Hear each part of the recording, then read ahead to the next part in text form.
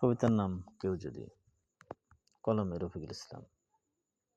কেউ যদি 5 টাকার জিনিস 5,000 টাকা দিয়ে কিনে, তার জন্য অন্যদের কেন এত মাথা ব্যথা? অনলাইনে ছোট বড় সবাই থরসব বিল্লালে হৃদয় ভাঙার গর্জন বইটি 1,000 টাকা বিক্রি করায় বলছে কথা। কেন রে ভাই? কেউ যদি কিনে তাতে আপনাদের কে আসে যায়?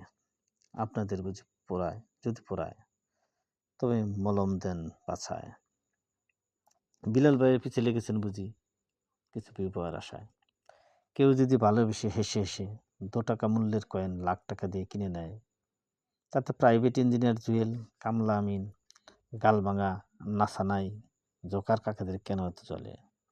আমার মন বলে ওরা কেউ ভাত খেতে পায় নাই অতীতকালে, তাই তোরা অন্যের তৈরি কন্টেন্ট নিয়ে উল্টা উল্টা কথা বলে। কেউ যদি জেনে শুনে 5 টাকার বই 5 কোটি টাকা দিয়ে কিনে নিয়ে যায়, কেউ যদি বইয়ের মাধ্যমে মানবতার জন্য কিছু করে বেড়ায়, তাতে তো দোষের কিছু না। আমি বুঝি না ওরা থরসব বিল্লালে নাম ছাড়া একনলা ভাতও কেন খায় না।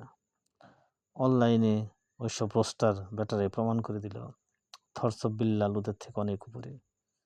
তাই তো ওরা ভিউর আশায় থরসব বিল্লালের নাম মুখে নিয়ে কিছু টাকা কামাই করে বাবা মা বউ বাচ্চা নিয়ে খায়। আর অনলাইনে শুধু শুধু কুত্তার মতো থরসব বিল্লালের নামে গেউ গেউ করে বেড়ায়। অতঃপর জুয়েল আমিন নাচাউমর কাকাইদের সবাইকে আমি করলাম বয়কট।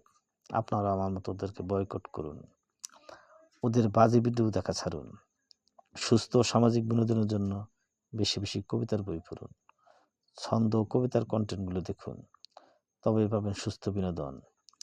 ওমর আর কাকার ভিডিওতে বাজে ভাষার বিচরণ, নাসার আমিনের ভিডিওতে নেশার আগ্রাসন, আর প্রাইভেট ইঞ্জিনিয়ার জুয়েলের ভিডিওতে দেখবেন বাটপাড়ির লক্ষণ। তার চেয়ে অনেক অনেক উত্তম থরসব বিল্লালের ছন্দময় কবিতার কথোপকথন, যেখানে আছে প্রেমময় অতীত স্মৃতি, আরও আছে সকল প্রেমিক পুরুষদের হৃদয় ভাঙার গর্জন। কবিতার নাম কেউ যদি, কলমে রফিকুল ইসলাম। কেউ যদি 5 টাকার জিনিস 5,000 টাকা দিয়ে কিনে,